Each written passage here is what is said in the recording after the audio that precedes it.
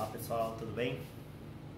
Então estamos aqui para gravar mais uma videoaula e hoje vou falar sobre grandezas físicas, grandezas vetoriais e grandezas escalares, né? A gente parece que mudou de assunto, mas na verdade a gente precisa tocar nesse ponto aqui, né? Falar sobre esse tópico antes da gente avançar para o próximo tipo de lançamento, porque lá a gente vai ter que usar algumas técnicas que só são discutidas aqui. Na verdade, algumas técnicas, né, alguns procedimentos que a gente vai explicar, de certa forma vocês vão perceber, né, que a gente já usou algumas dessas situações quando a gente falou lá de velocidade relativa, né, um barco andando a favor ou contra uma correnteza, um avião voando a favor ou contra um vento, né? Então o que a gente usou lá são princípios aqui de grandezas vetoriais, só que a gente ainda não contou, digamos assim, né? A gente ainda não tinha passado essa informação. Então nessa aula de hoje, o objetivo é justamente formalizar todo esse aspecto relativo a grandezas vetoriais, ok? Diferenciar o que são grandezas vetoriais e grandezas escalares e explicar as técnicas, né, os procedimentos envolvidos aí para tratar essas grandezas, ok? Então, iniciemos ali, né, justamente na diferenciação de grandezas vetoriais e grandezas escalares. Quando a gente fala de grandezas físicas, só para a gente recordar, eu falei isso lá no início, né, o que é uma grandeza física? É tudo aquilo que pode ser medido, né? Então, você mediu o comprimento de um objeto, o comprimento é uma grandeza física. Você mediu o tempo de duração de uma aula, por exemplo, o tempo é uma grandeza física. Você subiu na balança, mediu a sua massa, a massa é uma grandeza física. Então, tudo que pode ser medido, direto ou indiretamente, né, vão ter todos esses casos, né, aí ao longo do nosso estudo de física, né, vamos pensar ao longo dos 3 anos aí do ensino médio, tudo que pode ser medido é considerado uma grandeza física. E as grandezas físicas, elas podem ser separadas de uma forma bem geral assim, em 2 grandes grupos: as grandezas escalares e as grandezas vetoriais. Para a gente entender então essa diferença, eu coloquei a definição de cada uma delas aqui. É muito simples, né? Se vocês perceberem aqui, vocês vão ver que é muito simples. O que são grandezas escalares? São grandezas que são definidas apenas pelo módulo. Vamos entender primeiramente o que é o módulo de uma grandeza física. Quando a gente fala de módulo, a gente está falando da intensidade. Ou seja, a gente está falando do valor numérico. Então, se o Orley, né, o professor Orley, sobe numa balança, não varia muito lá, né, sou magrinho assim, então se eu subo na balança, a última vez que eu subi estava em 67 kg, né? Então, isso que a balança está mostrando, né, esse valor numérico 67 e a unidade quilogramas, né, o 67 representa o módulo da grandeza física. Qual grandeza física? A minha massa, né? Então, a massa do Orley, né, a massa é a grandeza física. O 67 é o valor numérico, é o módulo, é a intensidade dessa grandeza, né? E precisa também de uma unidade. Não basta falar que é 67, porque pode ser 67 gramas, 67 toneladas, né, 67 quilogramas, que é o correto. Então, você tem que falar a unidade. Então, o valor e a unidade. Coloquei aqui a unidade quando houver, porque haverão alguns casos raros, né, mas haverão alguns casos de grandezas que a gente denomina de grandezas adimensionais, grandezas que não têm unidade. Mas aí, quando a gente chegar lá, a gente explica direitinho, né? Mas, então, falar de uma grandeza escalar é que ela é totalmente definida, né? Se você der o valor numérico e a unidade, pronto, você já falou tudo da grandeza. Parece que explicando assim, sem diferenciar, vamos dizer assim, sem contar o outro caso, parece que fica meio vago, né? Para a gente entender, então, rapidamente, vamos falar das grandezas vetoriais, né? O que são grandezas vetoriais? São grandezas que são definidas também pelo módulo, então a gente precisa também do valor, precisa também da unidade, obviamente quando houver, mas em geral as grandezas vetoriais, elas sempre têm, né? Não tem grandezas, né, vetoriais, pelo menos não que a gente vai trabalhar por enquanto, grandezas vetoriais que são adimensionais. Então, módulo, unidade, ok? Mas elas precisam também de uma orientação. Eu preciso dizer para onde elas apontam. Vamos dar exemplo? Talvez com exemplo sempre ajuda. Se eu falar para vocês que eu vou sair daqui e vou me deslocar 400 metros, vocês sabem onde eu vou chegar? Vocês sabem que eu vou estar a 400 metros desse ponto onde eu estou. Mas existe uma esfera, uma esfera não porque eu não vou voar, mas um círculo, né? Uma circunferência de possibilidades. Eu posso ir 400 metros para cá, eu posso ir 400 metros para cá, 400 metros na direção de vocês, né? Olhando aqui para a câmera, né? Então na direção de vocês, 400 metros para cá. Então eu tenho todas essas infinitas possibilidades, se eu girar aqui, por isso que dá uma circunferência de raio 400 metros, onde eu posso chegar. Então perceba que o deslocamento é o primeiro e mais simples exemplo que a gente tem de grandezas vetoriais. Eu preciso dizer o módulo e a direção, desculpa, o módulo e a unidade, eu quero deixar a orientação para depois. Eu preciso dizer o módulo e a unidade, 400 metros, 400 o módulo, metros a unidade. Mas eu preciso dizer também a orientação. Para saber exatamente as características dessa grandeza física, eu preciso dizer assim, ó, eu vou andar 400 metros para a direita. Nessa referência que eu estou olhando aqui, porque a direita também, dependendo do jeito que eu girar aqui, a direita pode estar em diferentes definições, digamos assim, orientações. Então eu preciso estabelecer um sistema de referência, que é a posição aqui onde eu me encontro, e a minha direita. Então eu vou andar 400 metros. Então se você executar uma medida de 400 metros à minha direita, você sabe onde eu vou chegar.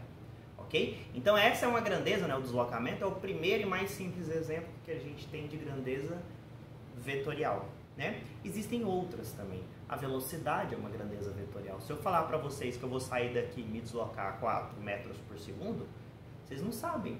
Se eu falar simplesmente isso, né? Se eu der só essa informação, vocês não sabem para onde eu vou. Eu preciso dizer que eu vou me deslocar a 4 metros por segundo para a esquerda.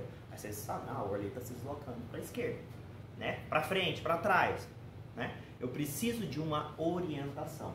Então vamos dar os exemplos aqui, que aí vai ajudar. Por exemplo, no caso de grandezas escalares, eu já dei o exemplo da massa, né? A massa é uma grandeza escalar. O tempo é uma grandeza escalar. Se eu falo para vocês que a nossa aula vai ter duração de 60 minutos, 60 é o módulo, minutos é a unidade, e não preciso dizer mais nada, não preciso dizer a orientação, é 60 minutos para cima, para baixo, para a esquerda, para a direita. A massa é a mesma coisa. Eu não preciso dizer que eu tenho 67, 68 kg para cima, para baixo, para a direita, para a esquerda, né? Na diagonal, não importa. Na diagonal, né? Às vezes a gente pode falar aqui num certo ângulo e tal, né? Não, massa, tempo. Vão existir outras, mas por enquanto a gente não definiu. Mas energia, talvez seja uma bem comum, você não precisa dizer a orientação da energia. Existem várias outras. E aí vai ser interessante o seguinte, de acordo com que a gente for tratando de novas grandezas físicas, sempre a gente vai ter que separar. Ó, essa grandeza é escalar ou vetorial? Vocês podem até lembrar de perguntar, de perguntar para mim. Professor, essa grandeza é escalar ou vetorial? O senhor não falou ainda. Porque se ela é escalar, só preciso de módulo e unidade. Se ela for vetorial, aí eu preciso de módulo e unidade, mas também dizer a orientação. Preciso dizer para onde ela aponta, né? Então elas são definidas pelo módulo, unidade e orientação. E aqui, como exemplo, eu vou dar, já falei do deslocamento. Lembra que o deslocamento é uma variação da posição do objeto. Então a posição que dá origem ao deslocamento também é uma grandeza vetorial. Eu preciso definir um vetor para definir a posição do objeto em relação a um dado sistema, né? Falei de um outro exemplo, não vou colocar a posição aqui para não carregar muito, mas a posição está relacionada com o deslocamento. Falei da velocidade. Outro caso que a gente trabalhou também, a aceleração, ela também é uma grandeza vetorial. Lembra que a gente falou que a gravidade sempre puxa o objeto para baixo? Então quando a gente coloca ela como um vetor, é um vetor apontando para baixo. Um objeto está sendo lançado para cima. A velocidade aponta para cima, a gravidade aponta para baixo. Aí facilita demais, gente, porque assim, ó, quando a gente pensa naqueles casos de movimento acelerado e retardado, né? Eu olho assim, ó, velocidade e aceleração estão no mesmo sentido, não importa se é os dois para cima, se é os dois para baixo, o movimento é acelerado. Estão em sentidos opostos? Não importa se é assim, o movimento é retardado. Olha como se torna simples a análise para verificar se o movimento é acelerado ou retardado. Então, por exemplo, o objeto está sendo lançado para cima, a gravidade é sempre para baixo, né? Então esse movimento vai ser retardado, porque eles têm sentidos contrários. Queda livre, a velocidade do objeto vai apontando para baixo, e a gravidade sempre aponta para baixo, então o movimento é acelerado. Não importando o meu sistema de referência, se eu coloquei positivo para baixo, positivo para cima, se essa gravidade vai assumir sinal positivo ou negativo, não importa. O fato dos dois terem o mesmo sentido já faz o movimento ser acelerado.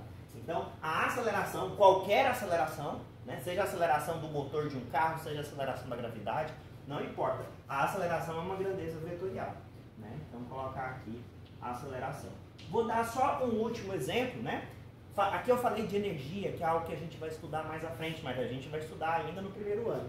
Mas uma coisa que a gente vai estudar bem mais próximo, agora, ainda no primeiro ano, é a força, que também é uma grandeza vetorial. Vou empurrar um objeto, puxar um objeto, eu preciso dizer para onde essa força aponta, né? Então, existem outros também, mas eu vou parar por aqui, vou deixar uma etc, porque existem um monte de exemplos ainda.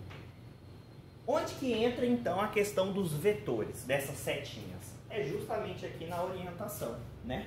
Vou dar um destaque aqui bem grande a isso, né? Quando a gente fala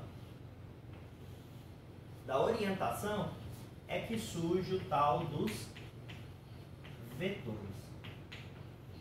Para quê, professor? É para simplificar.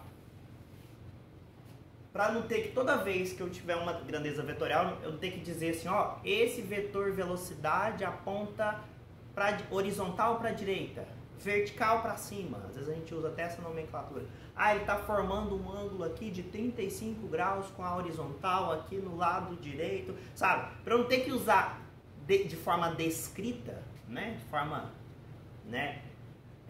Usando palavras ali, eu uso vetores. O que são vetores? São setinhas orientadas, como essas que eu já representei aqui, para simplificar a orientação, principalmente, vou explicar isso, das grandezas vetoriais. Se eu falo que tem um deslocamento vertical para baixo, se eu ponho uma setinha assim, ó, já está dizendo que ele está para baixo, né? Se eu tiver um sistema, aí vem um detalhe aqui importante, eu usei aqui no quadro uma escala, porque o quadro, apesar de na imagem, não sei se dá para perceber isso, ele é quadriculado, não sei se dá para perceber aí na imagem, mas ele é quadriculado, então eu posso usar a escala, né, dele, né? Se eu trabalhasse sempre com um papel milimetrado, né, ou um caderno daqueles quadriculados, ou um quadro desse tipo aqui, eu poderia ainda usar essa escala para definir o seguinte, cada quadradinho, vamos supor que a gente esteja falando do deslocamento de um objeto. Então eu vou usar cada quadradinho aqui como sendo 10 metros. Então um quadradinho 10 metros, dois quadradinhos 20 metros, 3, 30 e assim sucessivamente. Se eu tivesse sempre acesso a um sistema milimetrado, um papel milimetrado, ou um caderno quadriculado, ou um quadro desse aqui, a gente ainda poderia usar a escala para pegar esses vetores e dizer mais do que a orientação, mas falar também do módulo. Só que como em geral a gente faz no caderno, poderia talvez usar uma régua e tal, mas dá um pouco de trabalho. Então em geral o que a gente faz é o quê? A gente usa os vetores para tratar a orientação. E o módulo a gente acaba escrevendo do lado. Às vezes eu coloco aqui do lado. Às vezes num problema como esse aqui, eu ia falar, o vetor A ele tem módulo de 20 metros. E o vetor B tem módulo de 10 metros. Só para dar um exemplo. Mas que no quadriculado eu já poderia falar que cada tamanho desse aqui é 10 metros. Bastaria eu medir lá quantos quadradinhos, isso aqui já estaria implícito, né, essa informação. Só que como é complicado, então em geral a gente coloca assim, né? Coloca a informação à parte. Eu tenho um vetor força puxando o objeto aqui para a direita. E outra força puxando para a esquerda. Então, essa força aqui é de 50 newtons e essa aqui é de 30. Qual que é o resultado? O que vai acontecer com esse objeto, por exemplo? Né? Então, a gente dá essas informações no enunciado, né? E usa os vetores só para simplificar a questão da orientação. Então, em vez de ter que ficar escrevendo o nosso vetor, nossa setinha orientada, ela é orientada. Então, eu pego um segmento de reta e ponho uma orientação. Isso é um vetor, eu digo que ele está para baixo. Porque se eu mudasse isso aqui e colocasse, né, aqui, ó, a orientação mudaria. Então, eu tenho que pegar um segmento de reta e orientar. Né? Um segmento de reta sempre tem dois sentidos possíveis. Então, eu preciso dizer qual é o sentido que o meu vetor está apontando. Okay? Uma coisa que a gente sempre tem que fazer com vetores é o determinar o tal do vetor resultante, que também é chamado de uma soma vetorial. Aí a gente tem que ter o seguinte cuidado. Quando eu falo de uma soma vetorial, não significa que algebricamente, quando eu pegar os módulos dos vetores, eu vou somar. Então, por isso que eu uso muito mais vetor resultante, porque isso aqui corre o risco de dar uma confusão. Mas tenha consciência de que calcular o resultante, eu estou até usando aqui o resultante como R, é a mesma coisa que fazer uma soma vetorial. Ok? Então, vamos calcular aqui os vetores resultantes. Eu coloquei 4 casos aqui, os 3 primeiros são os casos mais simples, que a gente vai usar mais, e o quarto caso, o mais complicado, é o caso genérico. Eu poderia aprender só isso aqui, mas dá muito mais trabalho, e a gente vai usar muito menos assim. A gente vai trabalhar muito mais com esses 3 casos, que a gente já até trabalhou, vocês vão perceber. Imagina que eu tenho 2 vetores paralelos, o vetor A, que é vertical aqui para baixo, e o vetor B, que é vertical para baixo também. Imagina esses vetores sendo deslocamentos. Então eu vou pegar aqui esse vetor, que é o meu primeiro deslocamento vertical para baixo. Imagina que eu esteja vendo um mapa, né? E aí eu vejo um sujeito lá, um avião, sei lá, qualquer coisa, um móvel qualquer se deslocando com esse deslocamento aqui, que é o dobro, né? Pensando aqui na escala, ele é o dobro desse segundo deslocamento. Então ele executa esse aqui, vertical para baixo, depois ele executa esse outro, que é vertical para baixo, né? Na prática, se eu juntasse esses 2 vetores, o procedimento que a gente faz para juntar os 2 vetores é o seguinte: eu pego o primeiro vetor, não vou bagunçar o desenho lá. Lá os 2 vetores são desenhados de forma separada. Então eu pego o primeiro vetor, tá aqui, esse é o A. Aí no final, a gente define aqui, ó, o início e o final do vetor. É como o deslocamento começou aqui e terminou aqui. Ok? No final do primeiro vetor, a gente começa a desenhar o segundo. Então, o meu vetor B estaria aqui. Certo? Quem é o meu vetor resultante? É o meu vetor que começa aqui e termina aqui. Eu poderia desenhar por cima, mas desenhar por cima ficaria meio bagunçado. Então, eu vou desenhar meio que do lado aqui, né? Então, o meu vetor R é isso aqui, ó.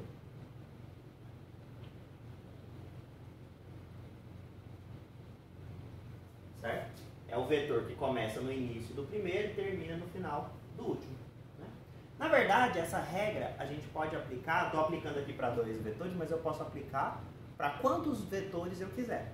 Né? Eu posso ter uma infinidade de vetores. Posso ter 10, 20, eu já vi vários problemas, né, até de vestibular, né, de Olimpíadas, assim, que envolvem isso. Né? Então você usa essa regra, né, pensando em deslocamentos. Posso pensar em deslocamentos, mas vale para qualquer grandeza vetorial. Vale para velocidade, para aceleração, para força e para qualquer outra grandeza vetorial. Pega o primeiro vetor, o segundo vai estar sempre no final do primeiro. O terceiro vai começar no final do segundo e assim sucessivamente. Quem vai ser o resultante? Aquele que vai começar no início do primeiro e terminar lá no final do último. Né? Por exemplo, aqui a gente já tem até um desenho, né? Quando eles são perpendiculares. Okay? Depois a gente chega aqui. Mas na prática, como calcular o módulo do R? Se os vetores são paralelos, é simplesmente somar. Então, se eu me desloco para baixo, vamos supor 2 metros, e depois eu desloco também para baixo mais 1 metro, significa que o meu deslocamento resultante é de 3 metros.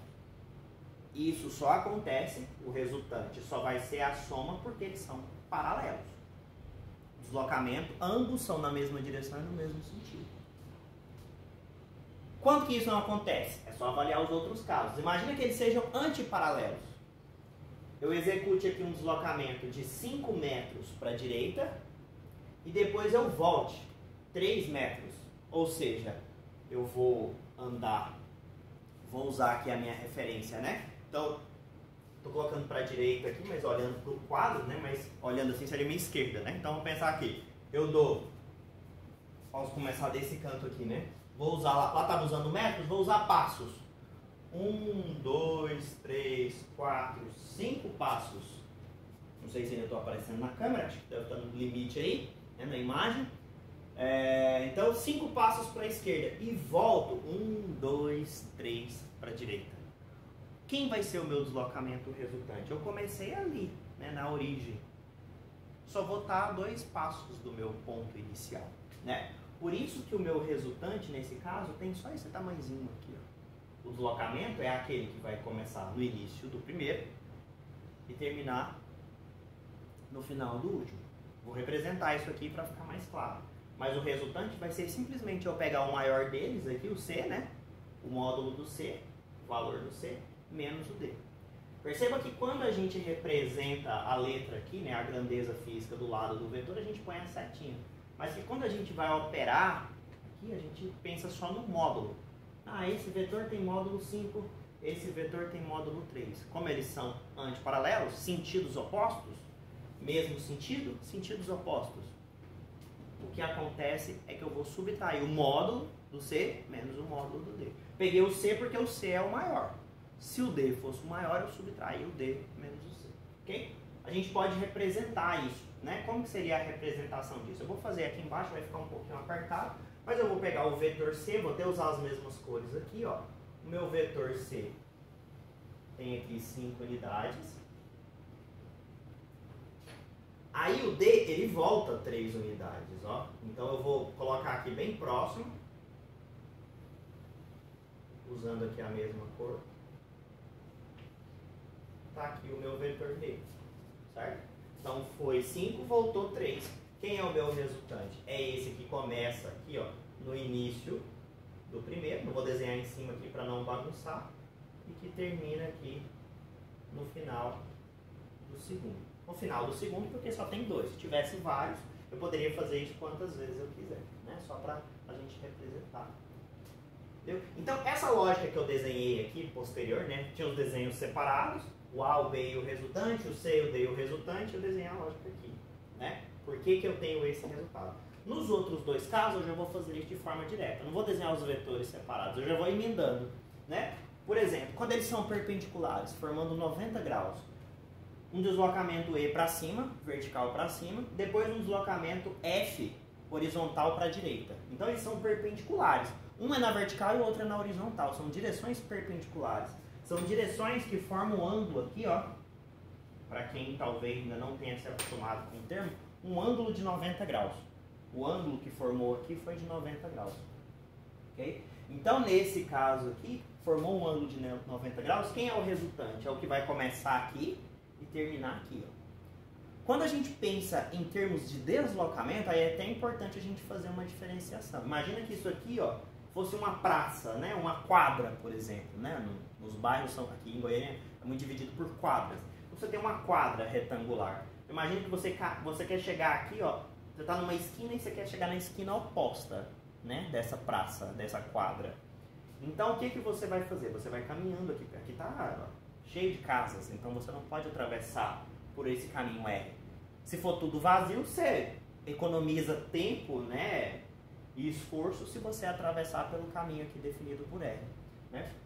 Mas nesse caso aqui a gente tem, supondo que está preenchido de casas, você tem que fazer esse caminho aqui, ok? Então quando você faz esse caminho, você anda 3 metros aqui, por exemplo, aqui estão 3 quadradinhos, aqui são 4. Vamos colocar 30 pelo menos, né, para pegar uma quadra razoável. Então 30 metros e 40 metros. Né? Então você faz 30, 40. O seu caminho percorrido seria de 70 metros, né? Porque é tudo que você caminha realmente. Mas o seu deslocamento é esse resultante aqui, né? Então esse resultante aqui vai dar, se eu vou ter que aplicar, que forma um triângulo retângulo, por isso que eu uso o teorema de Pitágoras, de modo que a resultante é a hipotenusa. E os deslocamentos aqui, né, os vetores E e F, são os catetos. Por isso que é R ao quadrado igual a E ao quadrado mais F ao quadrado. Isso aqui, pela escala que eu coloquei, até para facilitar o meu desenho, o meu cálculo, esse resultante aqui daria de 50. Esse aqui é 30, aqui 40, aqui 50, né? Aquele triângulo pitagórico 3, 4, 5. Né? Vale para o 3, 4, 5, vale para o 30, 40, 50. Valeria se fosse 300, 400 e 500 também, ok? Então, quando eles são perpendiculares, usa teorema de Pitágoras. Então, paralelo, antiparalelo e perpendiculares são os casos que a gente mais vai usar, né? Aqui, por exemplo, a gente usou já isso, pensando em velocidades. Se você desce um rio com uma dada velocidade e a correnteza te leva no mesmo sentido. Então, o resultado é a soma das velocidades. É um exemplo, né? Se você caminha no sentido oposto ao do rio, se você caminha no sentido oposto, a sua velocidade vai ser subtraída pela velocidade da correnteza, né? Então, quando a gente pega esses casos aqui da correnteza, a gente pode ver claramente a aplicação disso aqui, ok? Perpendiculares, o caso do avião com o vento, o avião voa assim e o vento joga ele para cá, então ele caminha nesse sentido.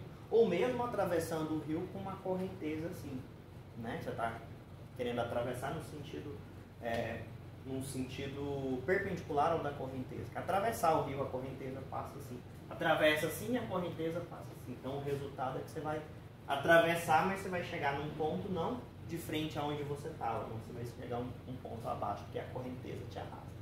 Ok?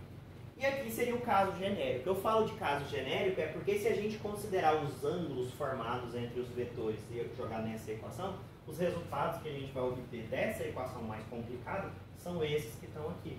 Então, em vez de a gente ficar usando isso aqui toda vez e chegar nesse resultado, a gente pode aqui já, paralelo, dois vetores paralelos, soma, antiparalelo, subtrai, perpendiculares, aplica Pitágoras. Deixa essa equação mais complicada só para esses casos mais complicados. No nosso livro até nem apareceu nenhum problema assim até agora. Lá atrás, agora também não, né? Mas eu já vou deixar aqui porque aí fica genérico, né? Já fica, genérico não, desculpa. Já fica completo aqui a informação. Então, se lá na frente você precisar disso, né? Você lembra que você já estudou isso aqui em algum momento. Que é quando os dois vetores formam um ângulo θ qualquer. Então, em vez de ser aqui vertical para cima e horizontal para a direita, eu coloquei o G, né? O vertical para cima seria esse caso, né? Eu coloquei o G um pouco inclinado, de forma que o ângulo que ele vai formar aqui é um ângulo maior que 90. Se fosse 90 graus, aplicaria Pitágoras. Para um outro ângulo θ, aí eu tenho que usar essa lei mais complicada aqui. Mas veja que o princípio continua válido. Eu pego o primeiro vetor, o segundo vetor ele tem início no final do primeiro, o resultante vai ser aquele que começa no início do primeiro e termina lá no final do último. Vou reforçar mais uma vez. Eu estou aplicando sempre para dois vetores, mas eu poderia aplicar para quantos eu quisesse. Poderia ter um vetor para cima, outro para baixo, um para a direita e outro para cima de novo. Aí eu vou fazendo, né? Sempre o próximo iniciando no final do anterior. E o resultante vai ser aquele que a gente costuma dizer assim, que fecha o polígono, que fecha uma figura geométrica. Por exemplo, vou apagar aqui rapidinho só para... Eu até nem vou deixar isso registrado, mas só para talvez exemplificar, dar uma ideia disso que eu acabei de falar. Pode pensar no caso de deslocamento, que é sempre, né, mais fácil, mas vale para qualquer vetor. Então, imagina que você tenha um deslocamento para cá, depois um deslocamento para baixo, depois outro para cá, depois outro para baixo, aí vem um para cá, mais um para baixo, outro para cá e um para cima. Então, imagina que você fez esse 1, 2, 3, 4, 5, 6, 7, 8 deslocamentos.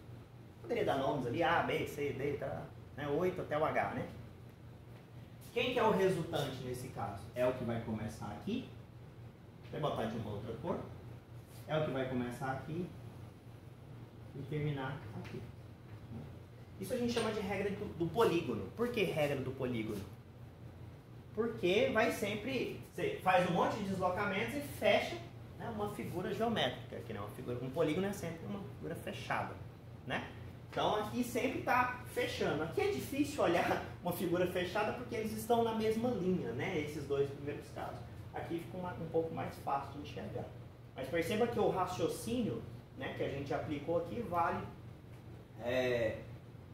para qualquer quantidade de vetores, né? Isso aqui a gente chama de regra do polígono. certo? Porque fecha um polígono, né? Uma figura geométrica, ok? Então, só para explicar rapidamente o caso geral, nessa situação a gente vai ter que determinar qual é esse ângulo aqui e, mais do que isso, conhecer o cosseno desse ângulo. Cossenos são chamadas de funções trigonométricas dos ângulos, né? Existe cosseno, seno, tangente, existem outras ainda que vocês vão aprender, cossecante, cotangente, secante, enfim, né? Mas esse cosseno de θ tem a ver com esse ângulo, né? E isso aqui é um valor que, em geral, ele é dado, ele é fornecido, sempre tem uma tabelinha lá. Então, por enquanto, mesmo que você não tenha estudado muito sobre seno e cosseno, né, não precisa estressar, porque isso aqui geralmente vai ser sempre uma coisa fornecida, né? Isso aqui vai ser uma informação, né, que vai ser dada para você. Então, para achar o módulo desse resultante, eu vou pegar o r ao quadrado, vai ser igual a g quadrado mais h quadrado, né? De início até parece o teorema de Pitágoras, só que tem esse termo a mais. Eu tenho que pegar aqui o menos 2GH, né? Menos duas vezes o g vezes o h, multiplicado pelo cosseno do ângulo entre eles. Né? Um exemplo, só para a gente mostrar aqui, aquela equação, essa aqui se reduz àquela, é que quando o ângulo aqui é 90 graus, o cosseno de 90 é zero. E aí zera toda essa parte aqui. Ó. Então o que resulta é exatamente o teorema de Pitágoras. Por isso que eu disse que essa aqui é a formulação geral. Né? Mas a gente só vai usá-la dessa maneira quando eu tiver um ângulo que os meus vetores não sejam nem paralelos, nem antiparalelos, nem perpendiculares. Ok? Para a gente fechar a nossa aula, eu vou tocar aqui no último assunto,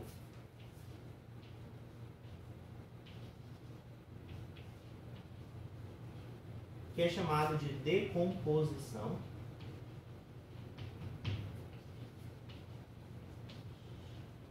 de vetores.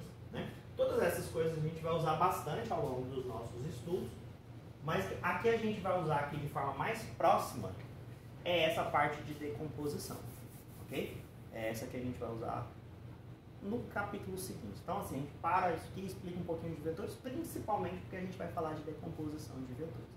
Decompor alguma coisa, fazer a decomposição de um vetor, é como se a gente separasse em componentes, por isso que é decomposição, né?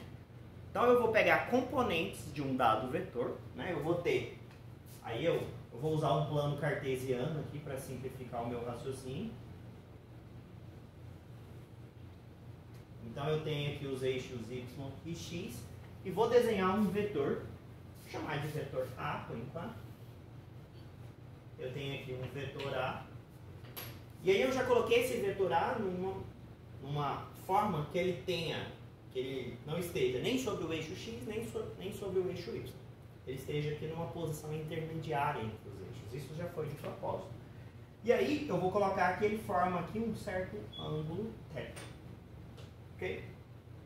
O que é a decomposição do vetor? A gente vai ver que em certas situações, né, você tem um vetor A daquele tipo ali, né, em certas situações, para tornar o raciocínio um pouco mais simples, né, a análise um pouco mais simples, eu vou pegar aquele vetor e vou decompor, e vou separá-lo em suas componentes. Eu vou pegar uma projeção, essa projeção é como se fosse a sombra desse vetor nos eixos x e y. Então eu vou pegar essas projeções e vou trabalhar com as projeções e não com o vetor A em si. Como que essas projeções são feitas? É de uma forma muito simples, né? Posso olhar como se fosse uma sombra. O que é a sombra do vetor A no eixo X? É aqui, ó. O vetor A está aqui, então eu pego e faço um tracejado na vertical até chegar no eixo X.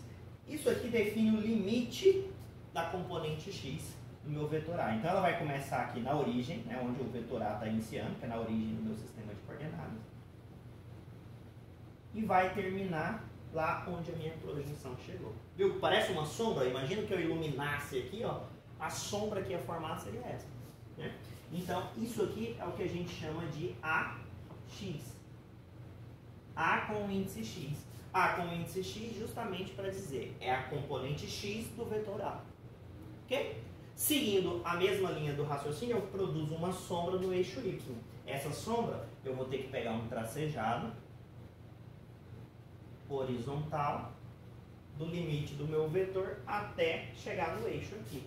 Daqui até esse ponto é onde está a minha componente y do vetor A, né? Como que essas componentes são calculadas? Para calcular essas componentes, a gente vai usar a trigonometria, a análise de um triângulo retângulo, né? Porque um triângulo retângulo é um triângulo que forma um ângulo de 90 graus e se eu desejar, eu posso pegar esse tamanho AY, é exatamente esse tamanho aqui, ó. Então, na prática, é como se eu tivesse um triângulo retângulo assim, ó. Vou só fazer um, onde aqui é o tamanho A, aqui é o tamanho AY, aqui é o tamanho AX e aqui é o θ, certo? E aqui, obviamente, forma 90 graus, né? Um triângulo retângulo é sempre um triângulo que forma 90 graus.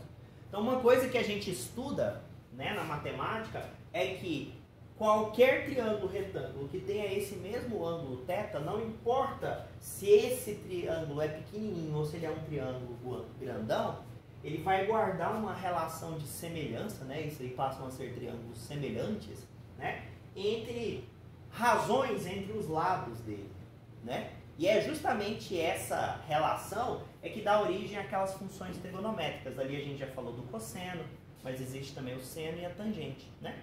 Então é em cima disso que a gente vai trabalhar para poder calcular as componentes. Ou seja, quanto vale a componente AX, quanto vale a componente AY, uma vez que eu conheço o meu vetor A e conheço o ângulo θ. Eu vou explicar direitinho a princípio, depois eu explico um macetezinho para que na hora que a gente for resolver, a gente consiga fazer de forma mais objetiva, não precisar ficar fazendo assim todas as vezes.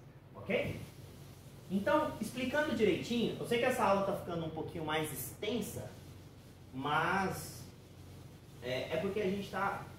Tive que explicar aqui muitos detalhes, né, que não tinham sido explicado anteriormente, mas vai dar certo. Vocês vão conseguir assistir, não preocupa não. De um jeito ou de outro, vocês vão conseguir assistir. Tá? Então, vamos lá. Se eu pegar, por exemplo, o lado... Vamos definir as funções, né? Acho que é melhor assim. Eu tenho a função que é chamado de seno do ângulo θ, né? A gente define o seno do ângulo θ como sendo o cateto oposto dividido pela hipotenusa. Certo? Isso aqui é uma definição. Então eu tenho um dado ângulo. Hipotenusa é o lado maior e os outros são catetos, chamados de catetos. Existe um cateto que é adjacente, que é vizinho ao ângulo, que está fazendo parte do ângulo, que é o AX nesse caso, porque o meu ângulo está aqui, né? E um cateto que é oposto, que não faz parte do ângulo, que é aqui o AY. Né? Perceba que se eu mudasse esse ângulo de lugar, se eu estivesse fazendo a leitura desse ângulo aqui, ó, os meus catetos oposto e adjacente se inverteriam, né? Trocariam de lugar. Né? O adjacente passaria a ser esse, o oposto a esse. Mas a hipotenusa é sempre o lado maior. Okay? Então a gente sempre define seno de um ângulo como sendo o cateto oposto pela hipotenusa. Estou passando assim mais uma vez só porque eu sei que às vezes tem gente que nunca viu isso aqui. Então, para eu não ficar atropelando um monte de coisa, eu vou dar uma explicação rápida. Outra função que a gente define é o cosseno de θ. Quem é o cosseno de θ? É o cateto adjacente pela hipotenusa. Certo? Então, cateto adjacente pela hipotenusa, cateto oposto pela hipotenusa. O cateto oposto pela hipotenusa é o seno. O cateto adjacente pela hipotenusa é o cosseno. Se eu pegar o oposto pelo adjacente, me dá a tangente. E se eu fizer outras combinações, porque aí eu posso inverter isso aqui, né? Hipotenusa pelo cateto oposto, hipotenusa pelo cateto adjacente, enfim. Vão dando outras funções trigonométricas. Essas combinações dão 6 funções trigonométricas diferentes, né? Mas a gente vai trabalhar, para decomposição, a gente vai trabalhar com essas duas aqui, é suficiente. Perceba o seguinte, ó, vamos aplicar essa aqui, ó. Se eu pego lá, por exemplo, seno de θ é igual. Quem é o cateto oposto? O cateto oposto é AY, ó. E a hipotenusa é o A, né? Então, é a projeção do eixo y dividido pelo tamanho do próprio vetor. São os módulos, tá vendo? Então, se eu passar o a para lá, vai ficar a multiplicado pelo seno de θ. Isso vai ser igual a y. E é justamente o que eu quero. Calcular a componente vai ser eu pegar o a e multiplicar pelo seno de θ. Opa, isso aqui merece até um destaque. Ó. Vou até destacar aqui porque isso aqui é que é importante. Certo? Faço a mesma coisa de cá. Ó. Quem é o cosseno de θ? É o cateto adjacente, que é o AX, pela hipotenusa, que é o A. Passo o A para lá multiplicando para isolar o AX, né, que é o que eu quero. Então fica A cosseno igual a AX. Eu vou trocar de lugar aqui para não ter que escrever duas vezes. Então era calcular a componente baseado no módulo do vetor e no ângulo que ele forma. Né?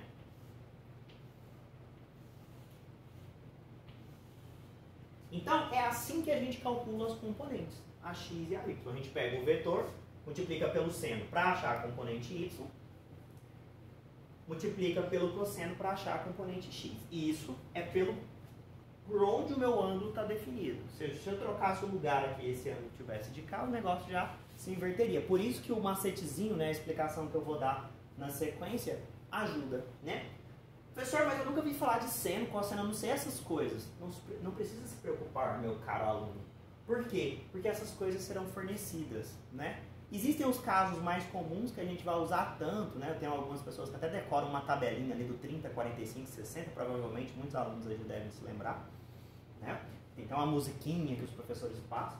Mas esse seno e cosseno aqui são coisas que serão fornecidas. Né? Uma vez que sendo fornecidas, é só você jogar o valor aqui. Pego, o meu vetor é 10 metros, por exemplo. Eu quero achar a componente x.